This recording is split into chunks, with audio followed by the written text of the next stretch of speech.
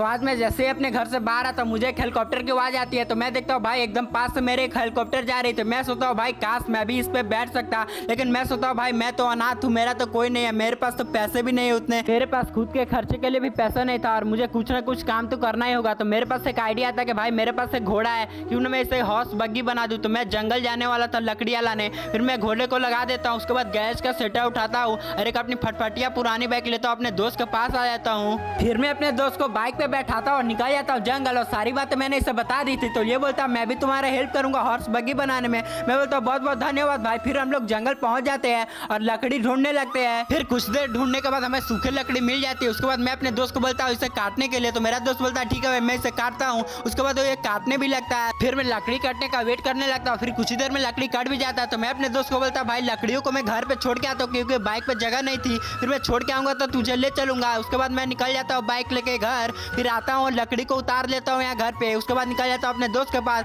फिर मैं अपने दोस्त को बैठाता हूँ जंगल से, निकल जाता हूँ घर। फिर हम लोग कुछ ही देर में घर भी पहुंच जाते हैं। उसके बाद जैसे ही 3 दिन बीती, आधा बग्गी हम दोनों ने मिलकर बना भी दिया था और हम दोनों ने खूब मेहनत किया और 10 दिन के अंदर बग्गी बन के रेडी भी हो चुकी थी पूरी तरह। और इस बग्गी को भाड़े पे चला के मुझे बहुत फायदा होगा, क्योंकि इसमें पेट्रोल नहीं डाला था ना। फिर मैं बग्गी लेके शहर पहुंचता हूँ तो एक अंकल मुझे रुकवाते और बोलते मुझे मेरी बहन के पास जाना है, तो तू मुझे छोड़ देगा? मुझे तुम्हारी घोड़े वाली गाड़ी बहुत अच्छी लग रही है, इससे बहुत मजा आएगा जाने में। तो मैं बोलता हूँ हाँ अंकल छोड़ दूंगा। फिर मैं देखता हूँ अंकल के पास तो एक डिफेंडर कार भी और वो अपने ड्राइवर को बोलते घर जाने के लिए और मेरे बग्गी पे बैठ जाता है। मैं अंकल से पूछता हूँ अंकल आप डिफेंडर से क्यों नहीं गए? फिर अंकल बोलते हैं जो मजा इस बग्गी में है वो डिफेंडर में कहा। उसके बाद मैं उनके बहन के पास उन्हें छोड़ देता हूँ और उनसे पैसे भी ले लेता हूँ और फिर मैं घर जाने लगता हूँ। फिर मैं घर जा रहा था तभी बीच में एक आंटी मिलती है और बोलती है मुझे शहर जाना है, मुझे मेरे बेटे को। मैं बोलता हूँ बैठो आंटी बग्गी में। फिर मैं उन दोनों को शहर छोड़ देता हूँ, उनसे पैसे ले लेता हूँ और आज की कमाई मेरी 800 रुपये हो गई थी। तो भाई लोग आप लोग को वीडियो अच्छा लगा तो लाइक और सब्सक्राइब कर लो। मिलते हैं नेक्स्ट वीडियो में। Bye bye, tata, love you all.